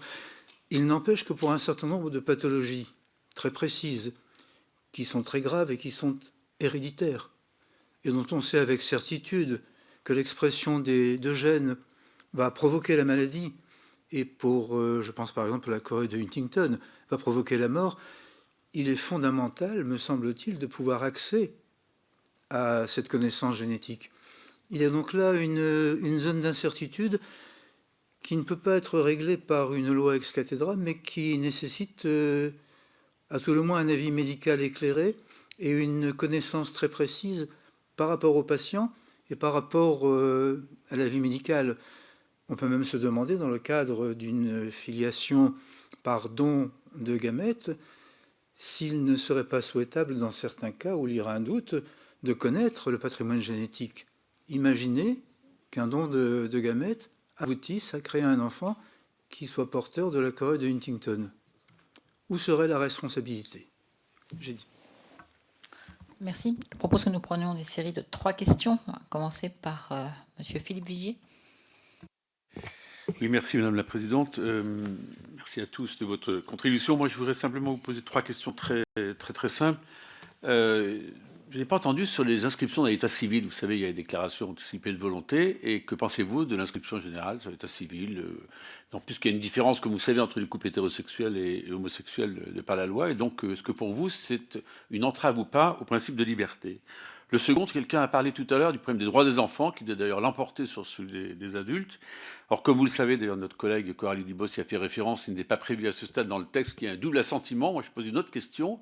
Est-ce que vous ne pensez pas qu'on pourrait dire à un donneur, choisissez, par exemple, il dit je souhaite qu'on lève l'anonymat, mais qu'il puisse y avoir, au bout de quelques années pour lui, la possibilité de se rétracter, au nom véritablement, justement, de la liberté individuelle. Et la troisième question très simple, tout à l'heure, quelqu'un a parlé des principes républicains et a associé à ces 3 principes que nous connaissons bien le mot responsabilité. Est-ce que ce texte, à vos yeux, à votre avis, a pour vocation à générer plus de responsabilité dans la société? Madame Aurore Berger. Merci Madame la Présidente et merci à vous pour vos exposés. Moi j'aurais 2 questions. La première concerne la question de l'intelligence artificielle qui est encadrée aujourd'hui dans le texte. L'idée étant vraiment de garantir la présence, l'interprétation humaine. Est-ce que cet encadrement à ce stade vous paraît suffisant, satisfaisant, ou est-ce qu'il conviendrait d'aller plus loin et de renforcer certains aspects de ce texte? D'autre part, en rebond à ce que vous avez dit sur la différenciation entre prédiction et prévention, fait penser notamment à un des points du texte qui est justement sur la question des caractéristiques génétiques et le fait qu'on peut parfois trouver de manière incidente des caractéristiques génétiques qui n'étaient pas immédiatement recherchées, dont ça n'était pas la finalité. Là aussi, il va y avoir un encadrement entre l'utilité d'avoir la connaissance pour des raisons médicales et la confrontation avec le droit à ne pas savoir, puisque justement, on n'avait pas recherché et on n'avait pas souhaité peut-être connaître ça. Là encore, est-ce que cet encadrement vous paraît suffisant pour garantir la volonté de ceux qui avaient procédé initialement à cet examen? Je vous remercie. Monsieur Thibault Bazin. Merci Madame la Présidente. Madame Le Forestier, vous avez évoqué cette distinction entre la prédiction et la prévention. Votre réponse tend à favoriser plutôt de la pédagogie. Est-ce que vous pensez que la loi n'a pas besoin de fixer des limites à la médecine prédictive pour justement protéger les patients français, surtout si elle peut générer des erreurs faute d'un déterminisme statistique biaisé, et peut-être générer de l'angoisse et du mal-être. Et deuxième question, concernant alors ça c'était l'article 11, concernant l'article 6, vous préconisez l'âge de 13 ans comme plancher pour les dons des mineurs aux parents. Dans une table ronde précédente, le chiffre de 16 ans est apparu. Pourquoi 13 ans et pas 14, 15 ou 16 ans?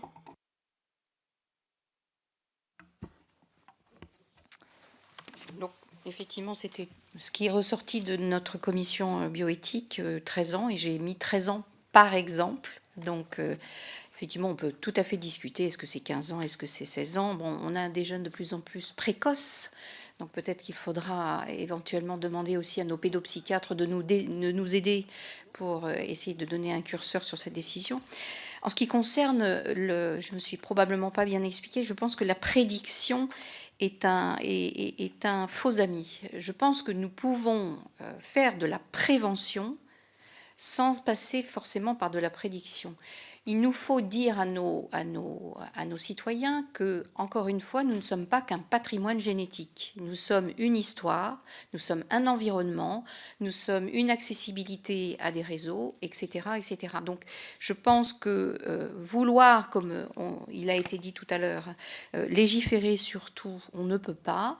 Je pense que le fait que cette accessibilité internationale à ce vouloir savoir doit être connu. On va voir ce que ça va donner. Je pense qu'on va être très très vite effectivement entouré de personnes qui vont pouvoir nous dire si ça a été effectivement une valeur ajoutée dans leur vie. Les retours que j'en ai, moi, pour ce que je sais, sont assez dramatiques.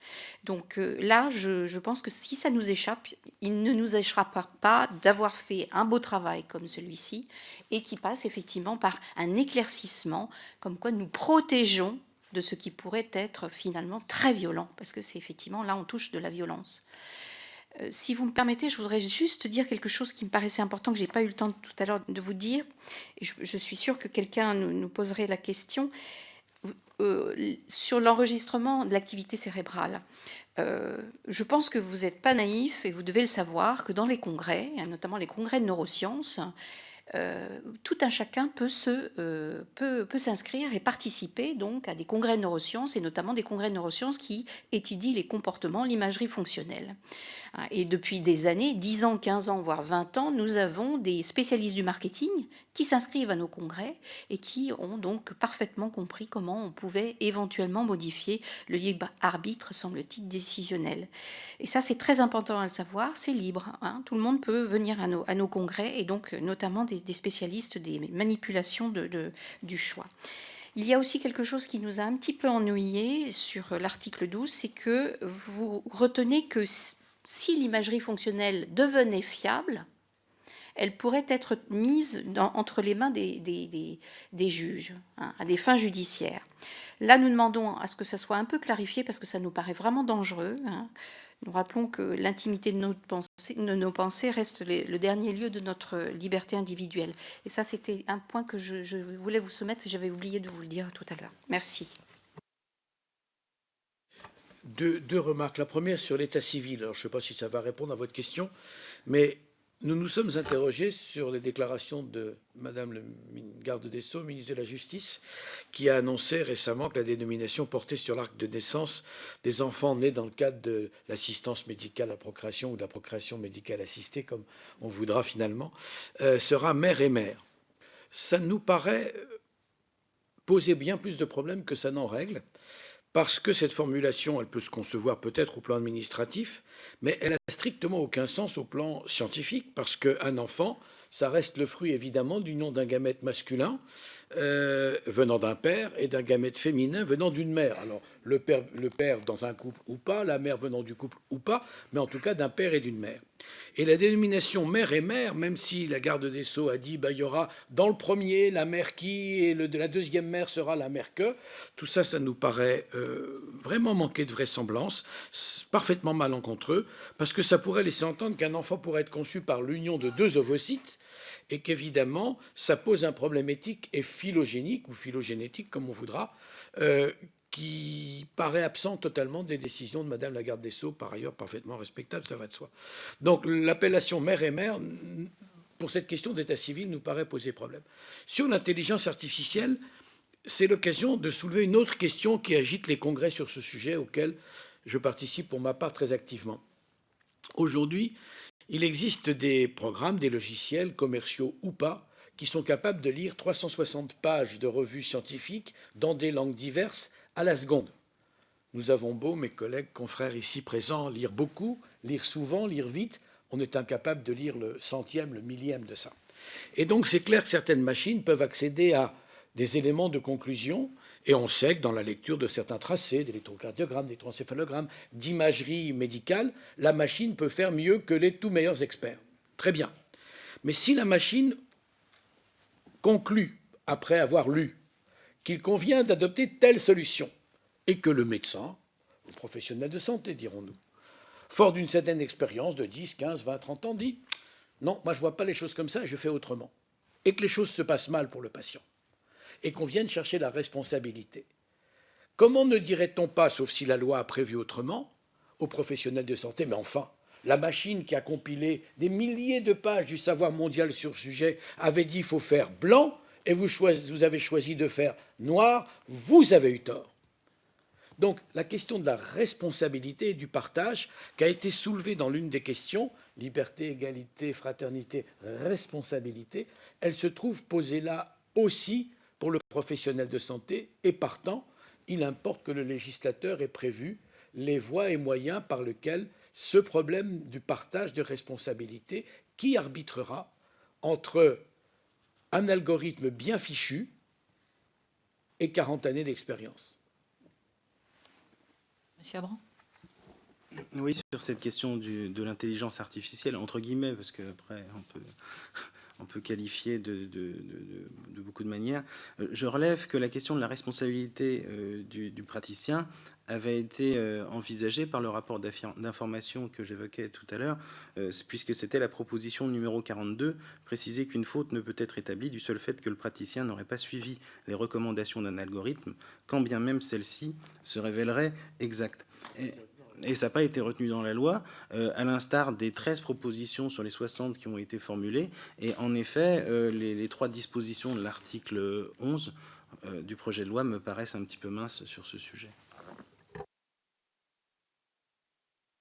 Oui, Madame la Présidente, je voudrais simplement rajouter qu'on parle un peu dans ce texte d'intelligence artificielle, mais on en parle à la marge, très à la marge. Et je pense que ça n'est pas le lieu de ce texte de traiter du problème de l'intelligence artificielle qui a une toute autre ampleur, qu'on connaît relativement mal du reste, qu'on maîtrise encore mal, dans un texte qui est, pour l'essentiel, orienté vers la procréation médicalement assistée et vers, plus globalement, tout ce qui est biologie. L'intelligence artificielle a des retombées en médecine, c'est évident, mais elle est d'abord quelque chose de mathématique, d'informatique, et qui a des retombées dans toute la société. Je ne pense pas qu'on puisse traiter dans le même projet de loi des avancées sur des problèmes bioéthiques et des réflexions qu'on ne peut pas mener encore, à mon sens, actuellement, sur les problèmes de l'intelligence artificielle et de son impact sur la société. Monsieur Tavernier. Oui, pour répondre aussi à votre question sur la responsabilité, oui, bien entendu, je pense que c'est extrêmement important d'insister sur ce thème de responsabilité. Alors, on a parlé de la responsabilité du scientifique, bien évidemment, et ça vient d'être souligné, mais responsabilité également du citoyen. Et nous pensons que c'est extrêmement important dans la mesure où on voit bien comment évolue notre société vers toujours plus d'individualisme, d'individualisation. Et je pense que là, on revient sur une question qui a été vraiment soulignée. Ce sont des questions de pédagogie. Et ça, je pense qu'il y aurait quelque chose à renforcer dans les textes de loi, c'est-à-dire renforcer cette indispensable pédagogie, parce qu'aller chercher cette responsabilité du citoyen est probablement quelque chose de très longue haleine. Mais je pense qu'il faut s'y mettre effectivement tout de suite. Après, sur l'intelligence artificielle, on a l'habitude de dire ce qui est le plus important dans l'intelligence artificielle, c'est l'artificiel de l'intelligence.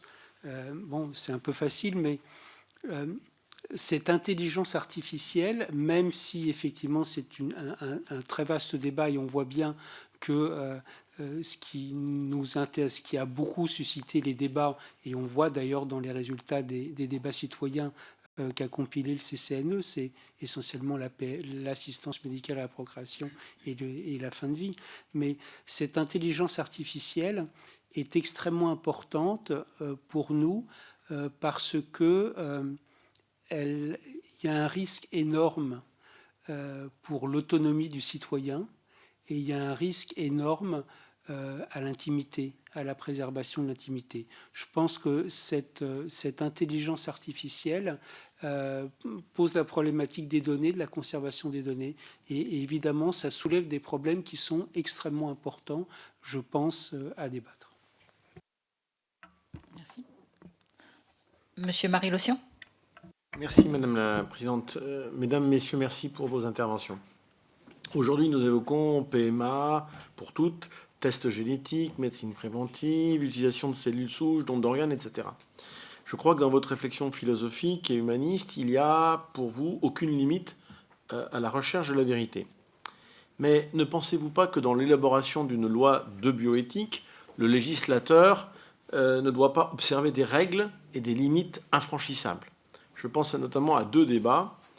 Un, la nécessité ou pas de la présence du père dans la procréation. Et deuxièmement, l'utilisation de tests génétiques sur embryons face au risque d'eugénisme. Sur ces deux points, pensez-vous qu'il y a vraiment des limites que nous ne devons pas dépasser?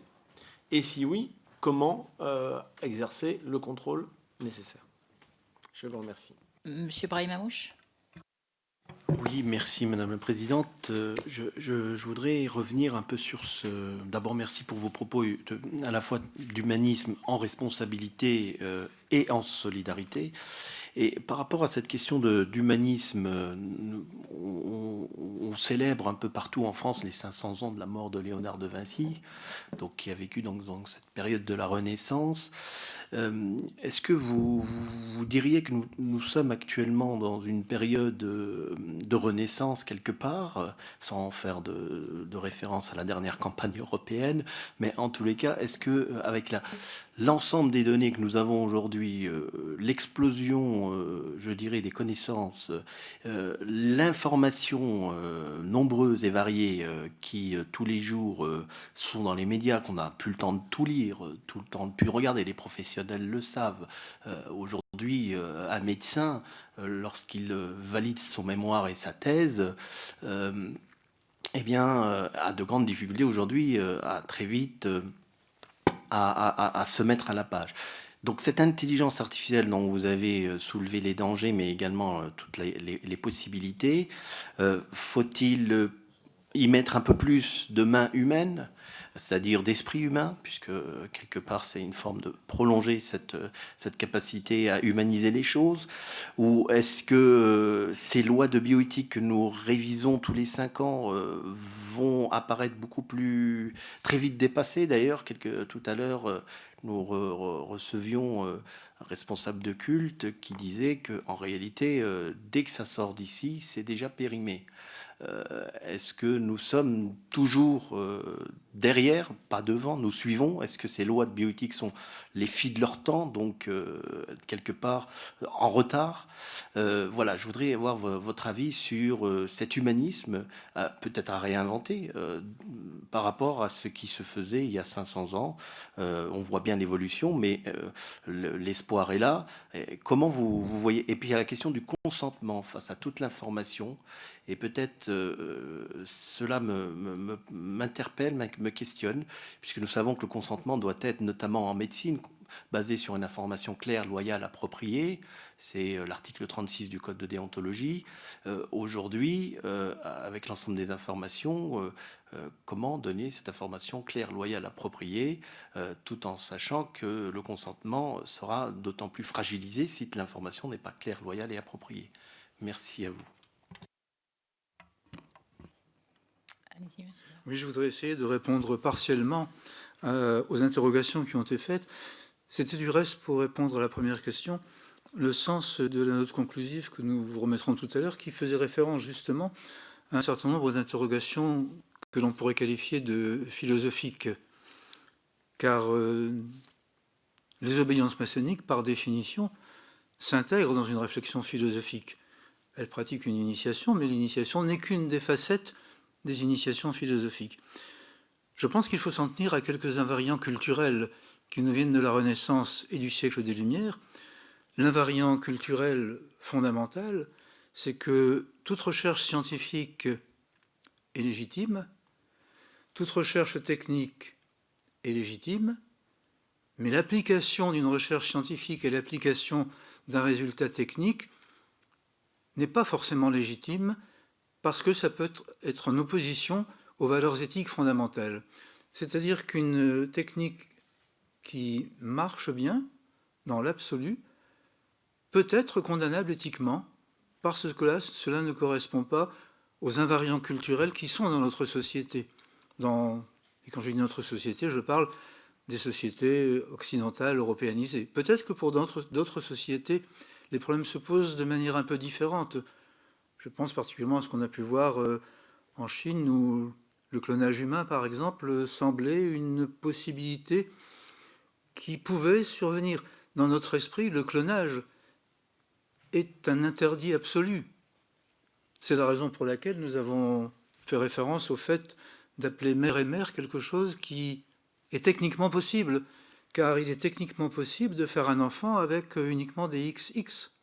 Alors que dans notre culture, la naissance d'un enfant résulte toujours de XX plus XY, avec le choix aléatoire qui en résulte.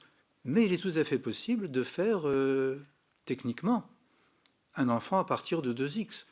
Et le clonage humain à partir des cellules d'une mère isolée va s'avérer aussi techniquement possible. Ce qui est techniquement possible peut être condamnable sur le plan éthique. Et je pense que c'est la raison pour laquelle nous avons insisté sur les aspects philosophiques prioritaires. De même que j'imagine les représentants des différents cultes ont insisté également sur les aspects religieux qui conditionnent, je prends par exemple, savoir si l'on peut cultiver des cellules embryonnaires ou faire des expériences sur les embryons. Les choses sont différentes en fonction des religions des uns et des autres.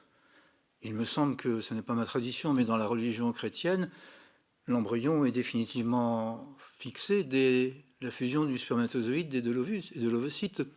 Je pense que dans la tradition hébraïque, ce n'est qu'au 40e jour que cela survient. Et donc nous avons des variations culturelles qui peuvent expliquer les prises de position de tel ou tel.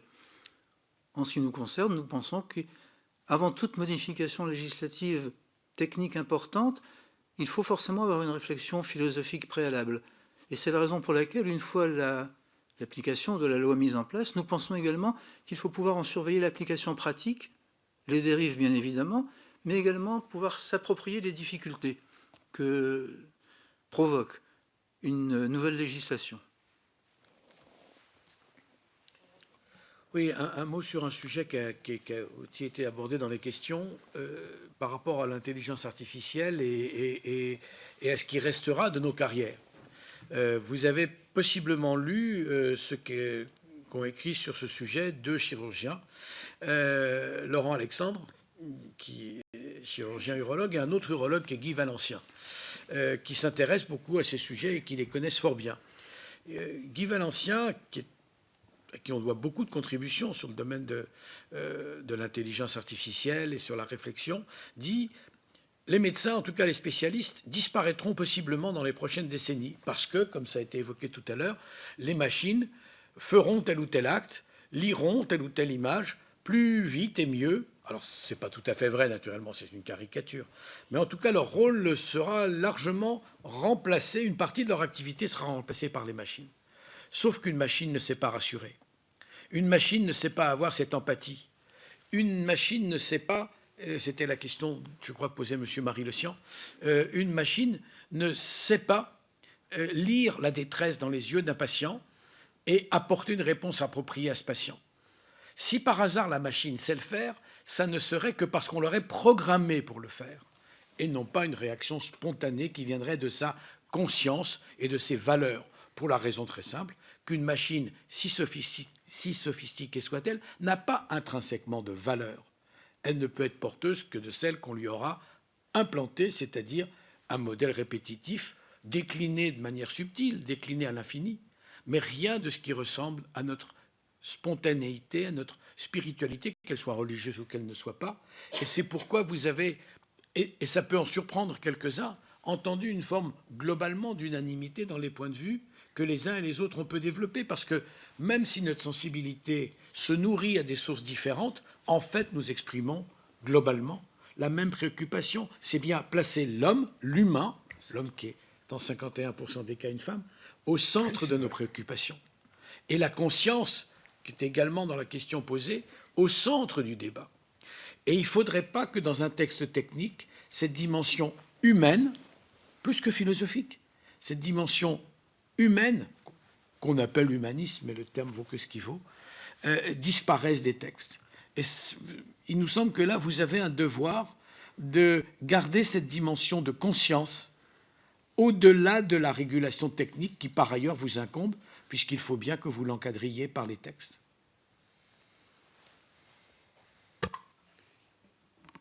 Écoutez, on va terminer sur cette parole. Mesdames, Messieurs, il ne me reste plus qu'à vous remercier d'avoir participé à cette audition, d'avoir répondu aux questions de mes collègues et d'avoir nourri et enrichi nos réflexions sur ce projet de loi concernant la bioéthique. Merci.